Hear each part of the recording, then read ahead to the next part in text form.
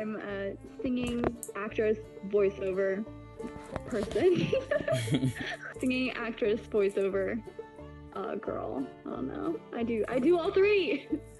So pretty much an all-around performer, minus the dance. You don't want to see my dancing. It's not the greatest.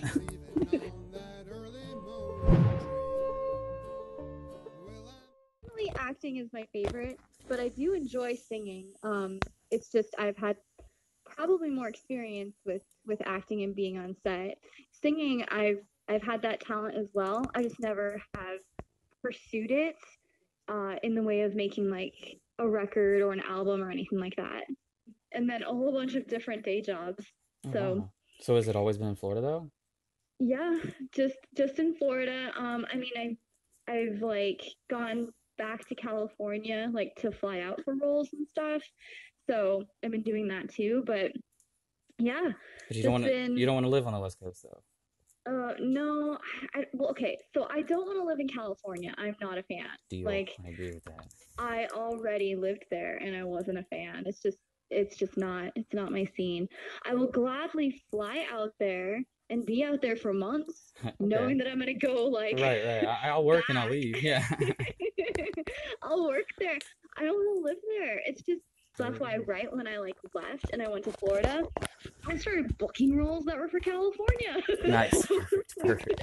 I was like, awesome. I totally agree. That's why I like living in Nashville. Nashville was never even on the map for me, but I just ended up here. And I grew up in Atlanta where it's always go go go go go go go go. Everything's so Yeah, fast. I like it here. It's all slow paced, and now everyone's finding out about it. But it's nice. It's still country. It's still a small town. I've been thinking about, possibly like Tennessee. I don't want to do Atlanta if I Yeah. don't have to. Like but Tennessee or Texas even. Have you ever been to But Texas? yeah, I have. I like Texas. Yeah, Texas is cool. I've only been to Dallas, but Oh yeah, I've been a couple places in Texas and I liked both of them. I went to Austin and that was really cool. And then it was more like I guess a college town. And then the other part was, well, let's see, Dallas. I was there. And then Houston. Houston was where I loved. I loved Houston. Houston. Yeah. That's it. Yeah. Houston was, yeah, I liked it. And they have like that huge store, HEB. Oh my God, that's the biggest store I've ever seen in my life. I was like, holy fuck, how do Yeah. you find anything? That makes me Like, happy that that's what made you happy. That one detail. well, I remember it. Like, I remember it exactly. Because I know when I was younger, I was like you, and I had many talents, and so I played a lot of instruments actually. And a lot of people were like, "Oh, you're gonna be good in music one day." I guess a lot of people assume that I'd do that, but I just made a decision at one point in my life. I was like, I don't want to do it for a living, and so I guess that's the reason why I never got really super good at music. What was that for you? Was there ever that time where you decided, I like music, but it's for me, but it's not for everybody else? Honestly, there was this time. So when I was in California, I actually was a lead vocalist for a trance band. So they did like electronica music. They basically made it or modeled it after bands in the UK. So they had like this great technology sound going on, and they created their own music essentially, but they just wanted a vocalist. So they found me in this singing class and they were like, we love your voice. It's like so pure. And I was like, okay. So I went over there and I basically auditioned and I sang for them. And then they were like, okay, we want you to write lyrics. So in the midst of me going to school, because I was going to college at the time too, junior college, I was trying to make time to also, write lyrics for these sounds and these tracks that they would send me, and they'd send me just blank tracks, just the music, Mm-hmm. and I could come up with, a few lyrics and everything.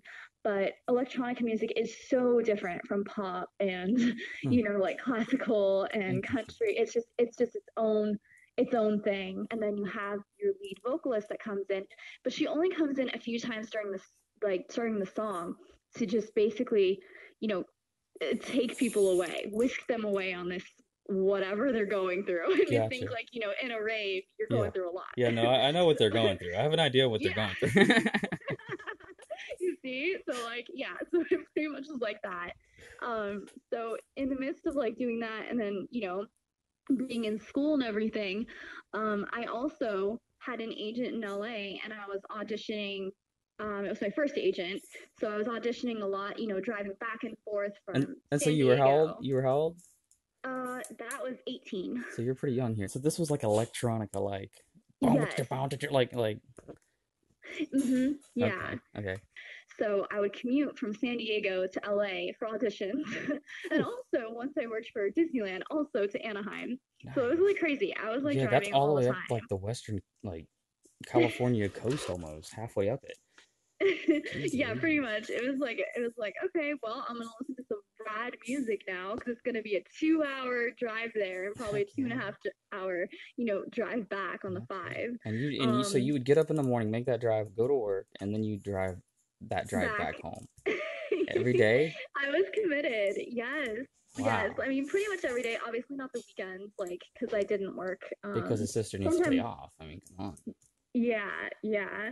But anyways, what happened is it got a little bit too much for me because I'm like trying to make this audition in LA and then my agent's calling me right when I get back to San Diego. Hey, you have an audition tomorrow. I literally had a suitcase in my car for Nice. like any role that I Nice. possibly got called for. I was like, all right, I'm ready to go. And then I'd stay with my grandma in Anaheim whenever I was up there because I was like, okay, I cannot make the drive back for school in the morning, and I felt horrible, but I was like, I cannot do this. Yeah. Like, I can't, like, I'm one person. Yeah. And, my acting was starting to really take off. And I had just gotten in Gary Spatz's The Playground acting school, too. Okay, I kind of have to pick one right now because I'm in school. I work and I have It auditions. really just turned out to be whatever caught on first then. So if music would have caught on, if the producer would have been like, hey, let's make a million copies of this and they did it, that would have caught on first and you'd have done that or Yeah, pretty much. Even when they were going to be signed by like Snoop Dogg's manager, oh and jeez I was Louise like, girl, what are you doing over here? I still can't. Like, Jeez, what are you I doing? it would have been, yeah, it would have been amazing. So So that's that's kind of like how I chose acting a little bit over singing. well, I think it worked out for you, for the better. Yeah, It definitely. worked out how it was supposed to. And so all that was before. So when we met, we were in college at Full Sail in Orlando. So how old were you when you were doing that? Yeah, okay. So that was before Full Sail because let's see. I went to Full Sail in was it 2011? I'm pretty sure that was 2011. I went to Full I Sail. think I was there from 11 to 13. Yep, same here. Okay. And the whole reason I decided to go into like filmmaking and Full Sail was actually it was a bit backwards. I was auditioning to be like a Disney face character, so a princess or some kind of like face character at Disneyland or possibly Disney Cruise Line or possibly Disney World. Interesting. So I went through all of these auditions and I finally got considered to be Tinkerbell actually That's fucking at awesome. Disney World. And my boyfriend at the time was not too happy about that. He's What? like, "So you'd be moving to Florida?" Yeah, because my boyfriend at the time was in California, That and you I was make the like, fucking move, boy. "Yeah, no, he was younger than me too, and he was not adventurous." So, Jesus. um, so yeah, yeah, no, that's a whole thing in itself. It was Another thing that. to unpack another day. Yeah. So I found it for him. And Interesting. then and yeah, exactly. And then by the time I flew back to Anaheim and I got the call, because I had gotten it's funny how we're talking about like, corona in this day and age. There was swine flu back Interesting. in those years. I got the swine flu. No So kidding. I was out for probably 3 weeks. Jeez And Louise. because of that, I got points. Any Disney person listening to this will understand what points are. They suck. But basically, you get enough points, you get either fired or reprimanded. And basically, it's like, oh, you can't come in, you can't come in, you can't come in. Even though I had swine flu, they pointed me Oh for my every single day that I was goodness. out. And because of that, Disney World could not have me as Tinkerbell, and I cried my eyes No, out. I'm about to cry for you. I cried because I saved so much money to fly out there. I went to so many auditions. I even changed like my contacts too Mm-hmm. each time, like to different like eye colors. I was like, well, maybe I fit this character. Maybe it's I fit this character. And finally, it was when I went out and I went, I think, with like blue eyes. Yeah, so like blue contacts. And then I had practiced the dance because I've been to the auditions before over and over, and finally I got considered. Um, and I was like, yes, so it was a huge victory for me, and Totally, saving like yeah. but yeah, long story short, no, they couldn't have me, too many points, couldn't transfer, couldn't do anything. Even if I told them, what if I quit Disney right now, then would you hire me? Because then these points wouldn't matter. And they're like, actually, that would look worse. I was like, all right. And then they're like, have a magical day. And I was like, oh. Yeah, I'll bet that was a really important step though, like that kind of like I guess rejection. I mean, I don't know. It definitely taught me that, you can do anything you put your mind to, but you also have to kind of listen to the waves of the universe. Like if the universe does not want you somewhere, it's not gonna let you be somewhere. It's gonna Yeah, be like, totally. no. Or, it'll let you be that place. Like, Florida was the place definitely that I had to go to next, but it wasn't for Disney like how I thought. Yeah, I mean it's always and it's like you just said it when you said the universe thing. That's totally because I have a story for you. Okay, this is the reason I ended up staying in Nashville. Okay, I was actually visiting here. The girl that I was dating in college lived here, but I didn't live with her. I lived in Georgia, and so I got a job to work on America's Got Talent and some ESPN gigs up here. And while I was staying at a hotel here, um, it was like 4 a.m. in the morning, and I don't know if you've ever stayed in a hotel, but whenever the fire alarm goes off, if ever the fire alarm goes off, it will go off between 1 a.m. and 6 a.m. in the morning. And so it was January, so it's freezing cold in Nashville, like 20 degrees, and the fire alarm goes off. And so we all Oh have to come out man. of our rooms. Yeah, I know it sucked. It was so cold. Woke up. We all had to come out of our rooms and wait for it to get fixed. And the lady that was in the room next to me, um, happened long story short was happened to be a producer, and she was complaining, oh, I hope I get to bed soon, we gotta shoot tomorrow.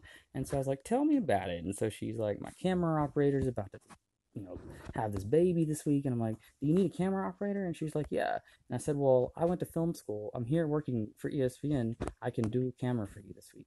And so Oh my yeah, and god. so I still work for her. I've actually worked for her for years, for I think like 8 years now, about 6 or 7 years now. Yeah. And so, Wow, that's yeah, amazing. just right place, right time. You know what I mean? I know it's freezing cold, and so yeah, lifelong friend. That's what I love about life though. It's so you think you have it all figured out, but you really don't. Yeah. Okay, so I definitely have my top 3. Top three favorite musicians? Yes. Okay, let's take it one at a time. Who's number three? Okay, number 3 is Blink 182. Throwback.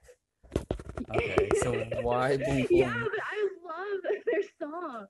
Don't Wow. judge me. No, no, that's fucking great. I do too. I know a few of their songs on guitar. So, Yes. what's your favorite? What's your favorite one?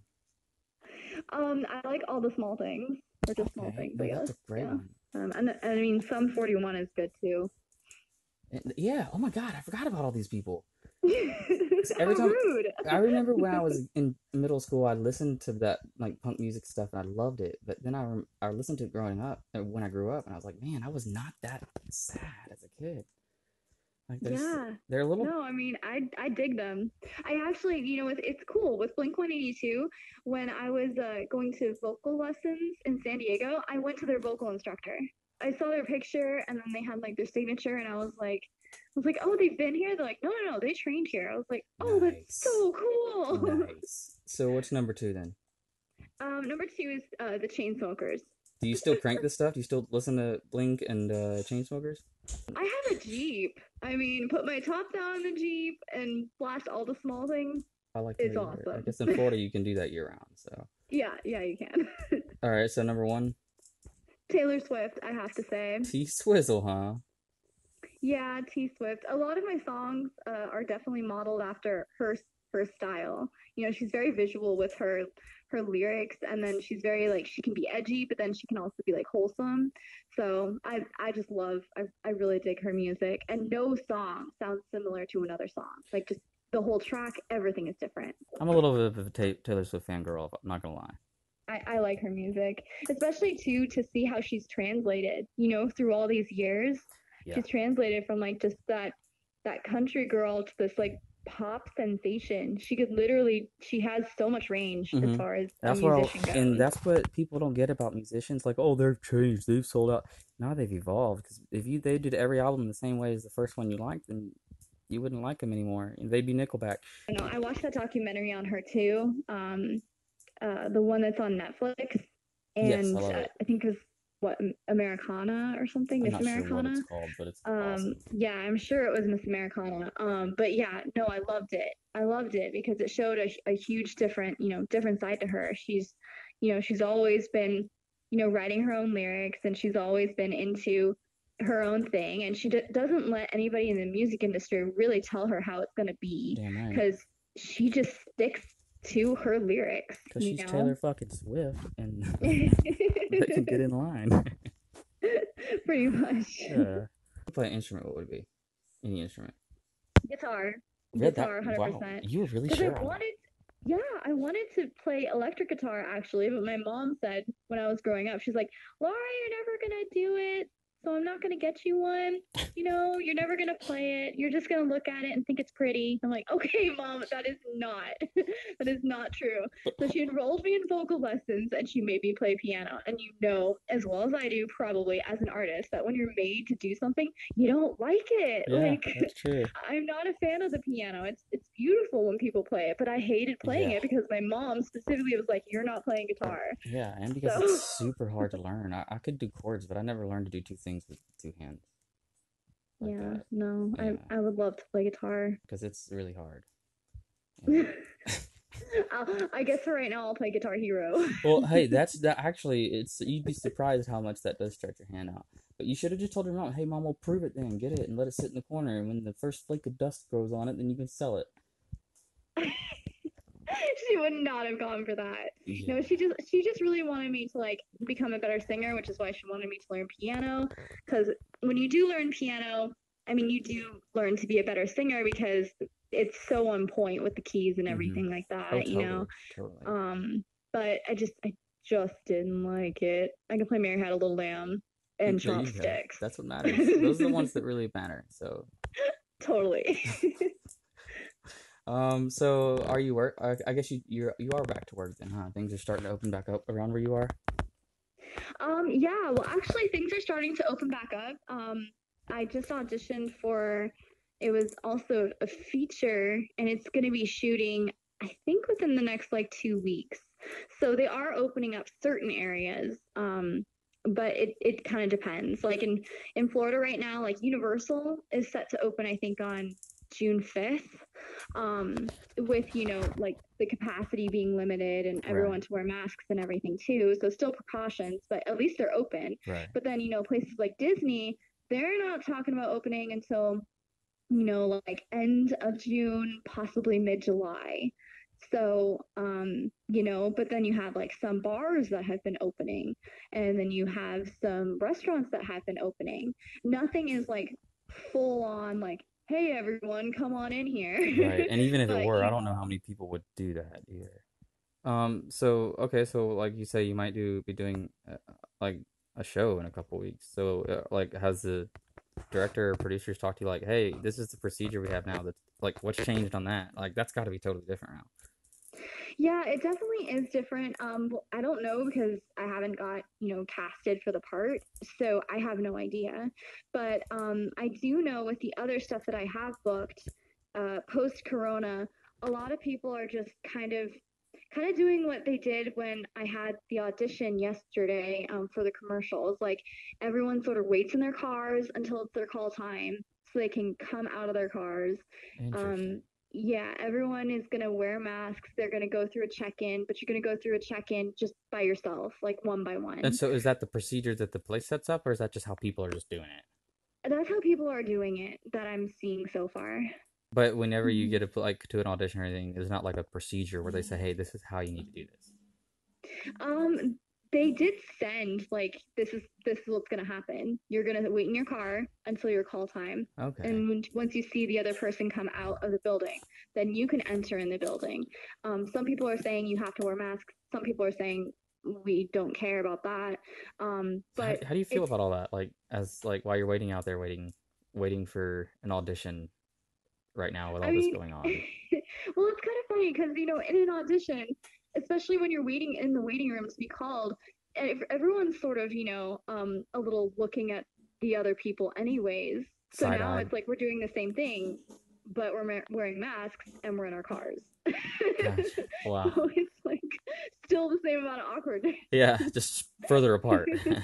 Yeah, pretty much. That's interesting. So that's crazy. Do you think any of that will stick around or anything? Do you think it'll translate into how we do things now? I don't know. I do have to say though, it's kind of refreshing though to be able to do that because it's almost like it makes the process faster because they're dealing with one person at a time. And anytime you deal with just one thing at a time, generally that task gets done pretty quickly than Interesting. if you have to manage other people and you have to manage other things going on. You only have like this one person to worry about, or these two people to worry about. So honestly, I mean, I think it's a good system for sure, but it's just interesting with the whole like you sanitize before you go in, you sanitize when you come out. You have to Yeah. sign out like the time usually when you leave the audition too. So yeah, I mean, I think part of it might stay. Like they're talking about having hand sanitizer stations just stay. Hmm. And I mean that wouldn't be a bad thing, Not at all. but I'm Yeah. not sure about the procedure. I hope that we do because we have learned that we can do many things very quickly. We can scatter together resources very well, and we've become very logistically minded in that we think about all the steps that we take now when we do things. And that Yeah, was always the issue to me when things are so rushed and so like hurry, hurry, hurry, do this stuff. And now it's just like, hey, well, this is the process that we have. It's got to go step by step because we have to now. I hope that sticks around. but I think that like the friendships and relationships that have really happened during this trying time of like this social distancing. I mean, I hope that those stick because when Definitely. you're forced to like social distance, yet as humans, we still need that communication. Oh, You totally. know, And it really makes you learn what you do when you're truly bored. yeah, that's something that I thought about too. Is like it's forced people like who are lonely too to really find ways to cope and look at themselves, like do some soul searching. Yeah, You know, it really is um, difficult. You said that was literally the question that I was about to say because when you started saying that a second ago, I was like, "Oh, good segue," but then you just kept going. I was like, "She segued. She did. What am I here for? I love it." sorry. No, you nailed it. So that makes me happy. So then this whole shutdown, I guess, gave you an opportunity to sit down and really focus on your music. Then.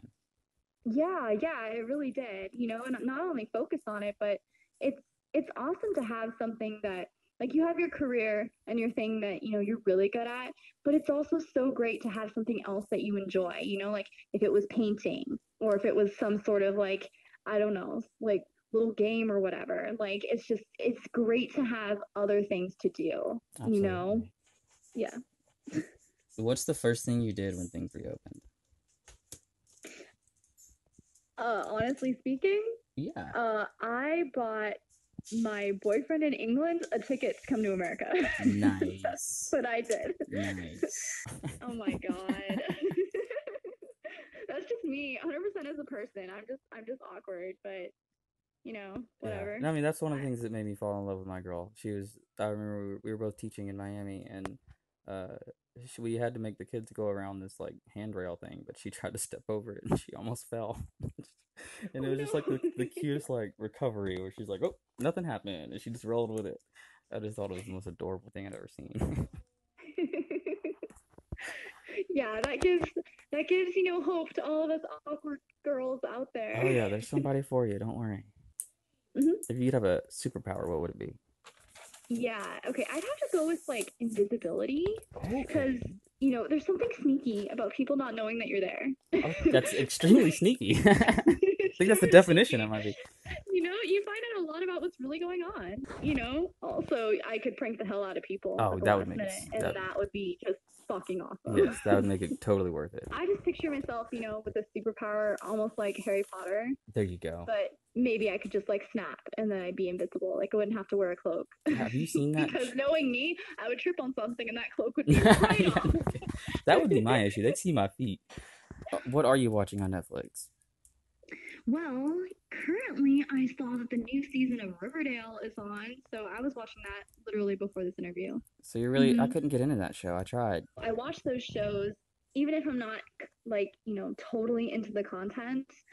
I watch it to see like, okay, the kinds of people that they cast and, the kind of angles and stuff and just, the different types of acting. I think it's really important to watch things like, especially if you never know, like, am I going to audition for that casting director, Right. And also they film, like, I think it's like Supergirl, Riverdale. Oh, they do all of it. The 100, Supernatural. Yeah, they do all of that. All of that is in Vancouver, and I Yes. actually have agents that want to represent me up there. Yes, do it. So that's exactly why I'm watching those kind Yeah. of birds. Yeah. I love the CW too. I would love to write for one of those shows. Just because they do a really good job. They just do a really good job there. Oh, you never know. I mean, I could actually tell you about something. I got a co-star part, and I swear, there was so much going wrong. So much going wrong on that set. Yeah. Like from the wardrobe to the lighting to person not being on time to, the mic dying to like Yeah. I mean there's so much going on, and it's just you never know. People sit back and they watch the show and they're like, wow, it was such a good show. They have no idea what it was like on set. Oh Like, yeah, they yeah. have no That's idea. how I feel like the Swamp Thing. That's everything I read about that show. The show was beautiful. It was perfect. And then just like the disastrous things you read about what happened on that set. I'm like, how did they finish 10 episodes? But Yeah. No, it's pretty incredible though. It makes you really appreciate it because when you see a final product, it looks all finished, it looks perfect. Yes, this is so good. But, it makes you appreciate the process of it when you're actually like you read about either what went on or you experience either, like what went on. You appreciate it so much more because you're like, yeah, we're humans, we fuck up. I mean, even more than that, not even just appreciating the skill of it, but appreciating the commitment by the storytellers and the creatives, because that shit does go wrong. Like, I remember with Unadopted, it was one of the most obstacled productions ever, but not even in the sense that like it was miserable. It was a big crew and a big cast, and it was a lot. And we were constantly solving problems, but that's the nature of the business. Like you make a plan A through Z, but you never go with any of those plans. You go with the one you make up on set. And 100%. Yeah, someone needs to quote you for that because that is 100%. That's also for actors too. People think like okay, it's gonna go just like how it did in rehearsal. Maybe not. And we can't see ourselves doing anything else, can we? It's crazy though, like, even though there's all these things that can go wrong, it's almost like it's the adventure of all of that that just drives you in, and I can tell you, I haven't been on one professional set where things did not go wrong. Every single set, there's some sort of challenge. There's some sort of issue, either with the equipment, with the people, with the scripts, or with the wardrobe. There's always some sort of issue, but it's how you kind of like work around it that really determines how your crew and your cast are going to function as a whole. Do it because you love it. We're gonna make mistakes. Make it right. I can dig it. Well, it really was fun to talk to you, Laura. It's been a long time, a lot of years. In fact, I wouldn't even think that this is the first conversation we've had in that long. So thanks for being so pleasant. I know, it's crazy. It went by so fast. I know, yeah, time flies when you're having fun. I guess we're just going to have to do it again sometime. But, yeah. Okay. Is there anything else that you wanted to shout out and say before we go, though? Oh, yes. To my boyfriend in England, Steve. Hello, dear. Hello, chap. Oh, there we go. I like that. That was really sweet. I missed you. There you go, Steve. You missed it. So.